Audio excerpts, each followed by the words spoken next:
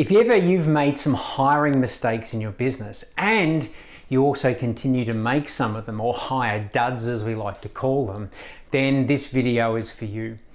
One of the things I've experienced in hiring hundreds of people over the last 20 years myself is that often you have to make some mistakes to learn from those mistakes. So this is going to shortcut a few of those, and we're going to look at 3 key reasons why businesses keep hiring the wrong people and continue to do that on an ongoing basis. First and foremost, though, as a business owner, you need to own the situation. When you hear people whinge and moan and complain about the people on their team, the first question I always ask is, well, who hired them? And if they're still there, what are you doing about it?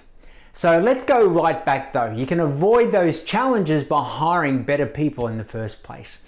And the first reason why people continue to make these mistakes is they don't have a hiring process.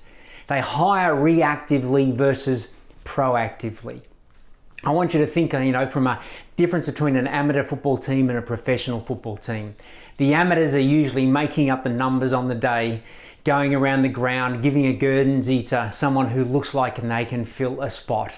And that's a bit like a business owner saying, can you be on site tomorrow at 7 a.m? Do you have a pulse? Do you have a tool bag? Great, you've got a job. Versus thinking about how you want your business to look in the 6 to 12 months in advance. Who are the roles, or what are the roles you want to hire for? Who are the best people for those roles? And let's put a process in place now, because as you know from experience, it can take a long time, 3 to 6 months, to find the right people for your business. So the first mistake is that there's no process in place. Secondly, if you do have a process, then you'll understand this one. The second mistake is that people continue to hire primarily just for skills and leaving what we call the attitude component out of it. Now, skills are important, and particularly if there's some set standard skills that you need for a particular role in the business. But after that, I promise you 80 to 90% of the results that a person produces in the business has to do with the attitude component. Let me ask you the question, what keeps you up at night about your people? Is it their lack of skills, or is it their bad attitude? Think of the hiring mistakes you've made previously when you've had to let people go. It's usually because they don't fit the culture, they don't fit the values of the organization. And we need to allocate some time in our process right up front to evaluate their attitude. And that'll lead into the next step, which I'll talk about in a second. But what we found by working with hundreds of businesses over the last 20 years is that 80 to 90% of a successful hire will come down to them having a quality attitude. If they don't have all the skills, well, guess what? Someone who does have the right attitude is open to learning, wants to grow and evolve and progress, and is wanting to take on new skills and abilities. So hire for attitude first, skills second, once they've got that base level of skill. So that's the second mistake. The third mistake is that there's no application process. It's like send your resume, send your cover letter in, give us a call, we'll have a chat, and it feels like you got the right sort of fit for the business, we'll put you on and give you a go.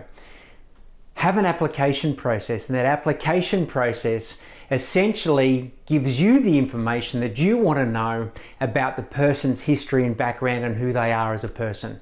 A resume is a bunch of words on a piece of paper that ideally is aimed to tell you the things that the applicant wants you to know about them.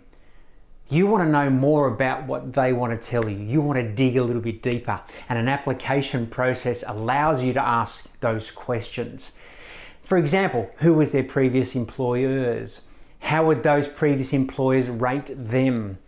What are the names of people outside the standard references that you can get in touch with to ask historically some questions about their previous performance and also behavior? So after having a reactive process, which is no process, hiring only for skills versus the attitude component, and not having an application process, what that then leads to is a lack of people to connect and call regarding references. Now, if you ask for references, most of the time people have set up or organized key people to speak fondly of them in in a situation where they may get a call. Now, as I mentioned to you, I've hired hundreds of people over the last 15 to 20 years, but I can count on one hand the number of calls I've got asking for a reference or to check in about the performance or behavior of a past employee. So when I take from that, I usually get that very few other business owners are doing it. It's not, if at all. And you want to be checking past employers or supervisors or people who've had direct contact, and that could be completely different to the references that have been set up. And only when you have an application process can you find out and ask for that information. So, quick summary around all of that. No process leads to having a process that's being proactive. Hiring only for skills predominantly, changing it to having a baseline level of skills and then looking at the attitude component of that.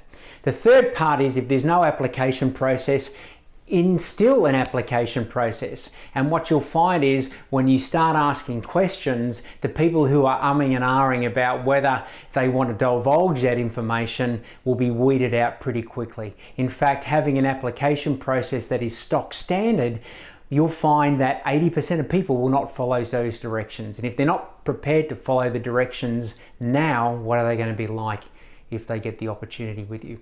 And thoroughly check references. Yep. That way you'll ideally weed out a lot of the duds, have a better process involved and hire better people. And one last point on that, by having a process and having these steps in place, it'll also make you a more attractive business to what we call those A-grade employees. The ones that will see that, wow, these guys are organized. They've got a structure. They've got an application process. This is different. This is interesting. And A-graders want to work with companies just like that. So all the best with that. I hope that makes sense. And if you'd like any support around hiring better people for your business, please be in touch.